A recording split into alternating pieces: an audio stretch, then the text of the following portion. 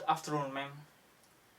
My name is Faris Mohammad Royyan and my study number is 2 20 14 19 0 68. And I'm in English Education C 2019 class. So I'll read the text.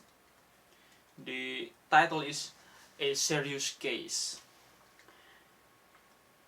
I have a friend who is afraid of spiders. This isn't very unusual.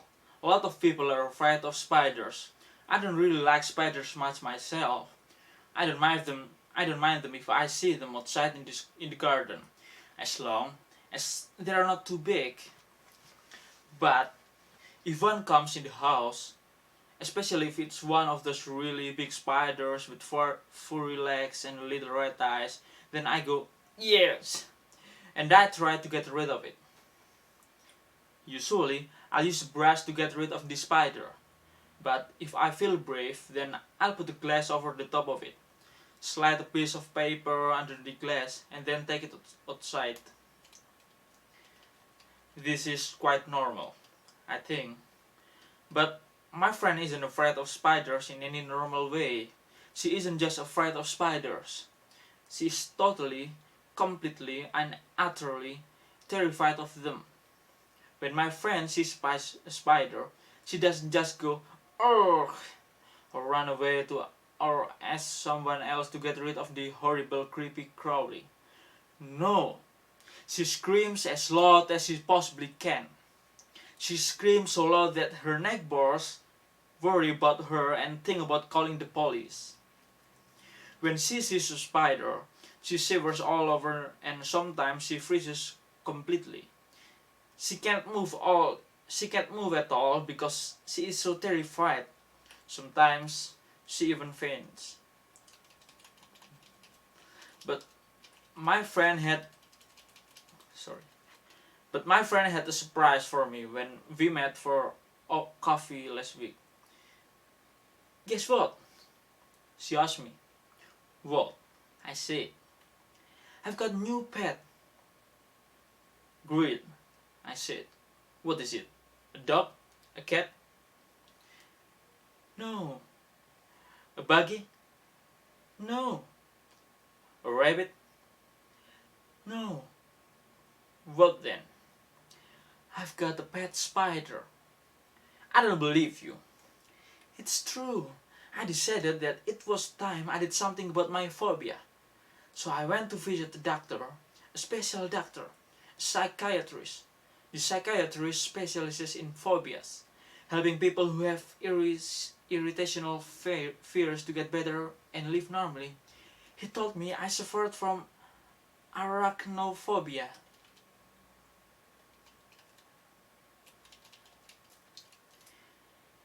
It's an irrational fear of spiders, he said. About 1 in 50 people suffer from severe of arachnophobia. It's not very uncommon. Thanks, said my friend, but that doesn't help me much.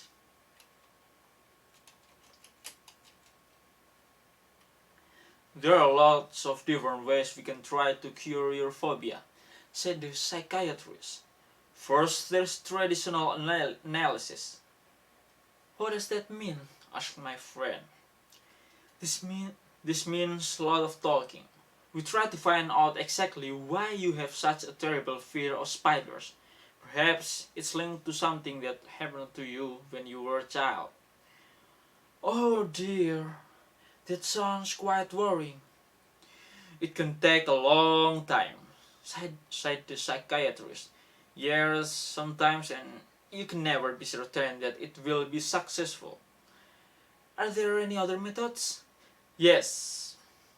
Some psychiatrists use hypnosis along with traditional analysis.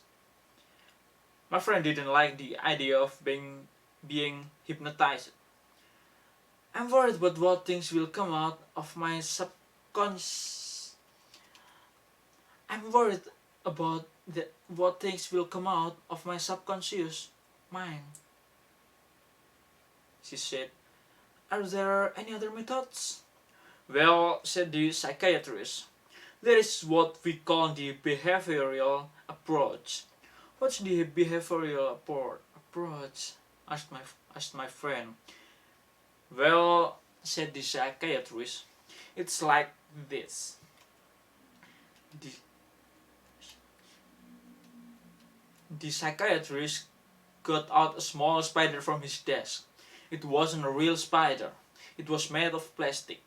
Even though it was only a plastic spider, my friend screamed when she saw it. Don't worry, said the psychiatrist. It's not a real spider. I know, said my friend, but I'm afraid of it just be but I'm afraid of it just the same. Um, said the psychiatrist. A serious case. He put the plastic spider on the desk. When my friend stopped screaming, the psychiatrist told her to touch it. When she stopped screaming again, the idea of touching the plastic spider was enough to make her scream. She touched it. She touched it. She touched it. At first, she touched it for just 1 second.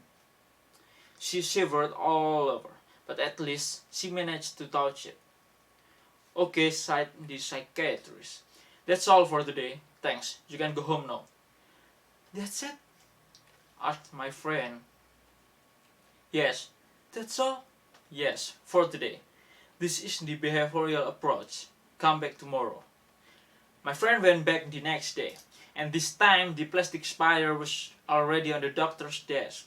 This time she touched it and held it for 5 minutes. The doctor told her to go home and come back the next day. The next day she went back and the plastic spider was under her chair. She had to move the spider so she could sit down. The next day she held the spider in her hand while she sat in her chair. The next day the doctor gave her the plastic spider and told her to take it home with her.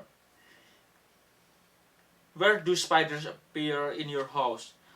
Asked the psychiatrist. In the bed, usually, said my friend. Put the spider in the bed, he told her.